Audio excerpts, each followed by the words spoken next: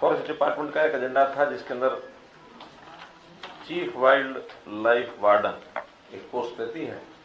उसमें यह था कि पहले डायरेक्ट IFS भी लग सकते थे और नीचे से HFS को प्रमोट करके भी लाते थे, लेकिन गवर्नमेंट ऑफ इंडिया के वहां से ही जो फॉरेस्ट डिपार्टमेंट है उन्होंने परिवर्तन किया, हमने यहाँ भी परिवर्तन उसका कर लिया है कि अब पोस्ट प्रमोशन से नहीं होगी, डायरेक्ट IFS ही उसमें लग सकेगा।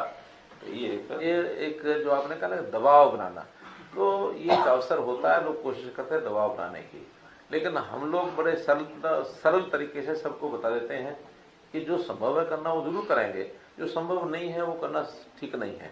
अब ये ठीक बात है कि गेस्ट टीचर्स को पिछले चुनाव यानी 2014 से पहले 10 साल पहले जब एक मांग रखी थी कि हमारी सिक्योरिटी कुछ हो, उस सिक्योरिटी के नाते एक स्पेशल बिल ला करके गेस्ट टीचर को इनके 58 साल तक की नौकरी ये पक्की कर दी थी। अब उनका कहना है कि रेगुलर किया जाए, रेगुलर करने का प्रावधान अभी कहीं है नहीं, क्योंकि रेगुलेशन पॉलिसी जो 2014 की भी बनी थी, हाईकोर्ट ने उसको रिजेक्ट किया था कि 2014 की पॉलिसी 2011 की माने की थी।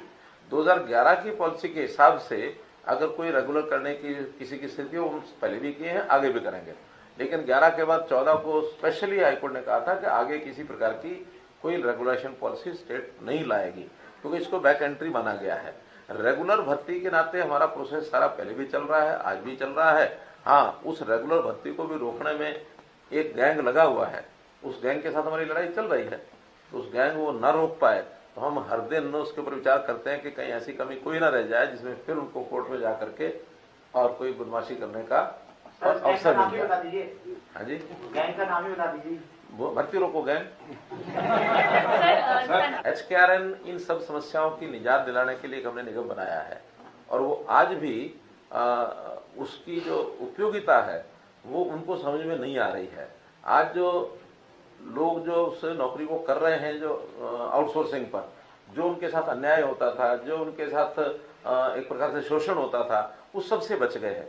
सबको EPF के अंतर्गत दर्ज कर लिया गया है, सबको ESI का बेनिफिट मिलता है, सबको सैलरी टाइम पर मिलती है, जो कट लगते थे वो सब खत्म हो गए हैं, सबको निश्चित अपना पता है। हाँ, इतना ही है कि वो है ये भी आउटसोर्सिंग का ही, ये कोई पक्की नौकरी नहीं है। इसमें हमने अपनी योजनाओं में जो प्लानिंग बनाई है, पारदर्शी बनाई है कि जो गरीब है, जो पुअर है, जिसको छोटा सा काम मिलने के बाद भी उसके परिवार का सिस्टम चल पड़ेगा, हमने प्राथमिकता उसको दी है। ये परिवार की आय 1 लाख रुपए से कम है तो उसके कोई नौजवान है तो पहले उनको दो, फिर 1.5 लाख से कम है, 180 से कम है, फिर उसको दो। दूसरा, उसमें अच्छे जो क्वालिफाइड पढ़े लिखे लोग हैं उसके हिसाब से मार्क्स हैं, उनका रैंकिंग बनता है, रैंकिंग के हिसाब से जितनी जहां से आवश्यकता होती है उनको दे देते हैं। ये सबको पता है कि 1 साल के बाद फिर रिन्यूअल होगा इसका, जैसे आउटसोर्सिंग में होता है, तो सारा रिन्यूअल होता है, सब हिसाब से होता है, और ठेकेदारों से उनको मुक्ति दिलाई है। ये हमने कमिट किया था, हम ठेकेदारी प्रथा में से उनको बाहर निकालेंगे। अच्छा, हमने ऑप्शन दी थी जो इसमें आना चाहे आए, नहीं तो ठेकेदार के हिसाब से जो काम कर रहा है करता रहे। जो लोग उस समय नहीं आए थे, आज उनकी सिफारिशें हैं, दबाव है कि हमको भी HKRN में डालो, हमको HKRN में डालो, तो डिमांड हो रही है। अगर ये इस प्रकार का होता तो फिर लोग डिमांड क्यों करते। और मैं कहता हूँ एक अच्छी चीज हमने शुरू की है और वो इसको टारगेट पर ले रहे हैं, तो कम से कम जिनको इनका लाभ हो रहा है वो तो सब उनके विरोध में खड़े ही हो जाएंगे। HKRN में उनके जो सिस्टम ठेकेदारी के जुगाड़ बैठे हुए थे वो जुगाड़ खत्म हो गए, इसलिए उनको HKRN गलत लग रहा है। विशेष चर्चा में बोला था लोगों ने, जो 60,000 की भर्ती की आप बात कर रहे हैं ना, उसमें एक नया विषय जो अभी हाईकोर्ट में गया, सामाजिक आर्थिक मानदंड के जो 5 अंक हैं, उसकी वजह से सर ग्रुप C के जो आपने उस दिन भी कहा था कि जैसी स्टे हटेगी हम 18 दिन में पकड़ लेंगे, लेकिन वो सामाजिक आर्थिक मानदंड पर रोक लगी उन लोगों पे। जो बाकी बच्चे ग्रुपों के पेपर उनके बारे में अगर आपकी कोई चर्चा हुई है? मेरी चर्चा हुई है, और उसमें यही है कि 5 अंकों पर कोई रोक नहीं लगी है। वो 5 अंकों के हिसाब से तो HKRN का जो रिजल्ट पहला टेस्ट है, क्योंकि स्टाफ सिलेक्शन कमीशन में CET का 2 टेस्ट हैं ग्रुप C के। एक पहला टेस्ट जनरल टेस्ट है सबका, वो एलिजिबिलिटी टेस्ट है, उसमें 5 अंकों के साथ एक सिलेक्शन हो चुकी है, 3.25 लाख लोग उसमें पास कर चुके हैं।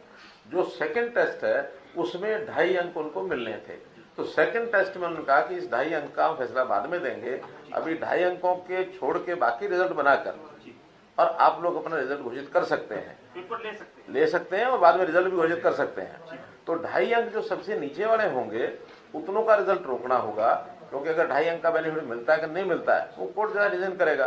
अगर नीचे वालों को 2.5 अंक का बेनिफिट मिल जाएगा तो वो 2.5 अंक ऊपर चले जाएंगे, और नहीं मिलता है तो जो ओरिजिनल 2.5 अंक या सारी लिस्ट है उस हिसाब से उनके साथ से मानी जाएगी।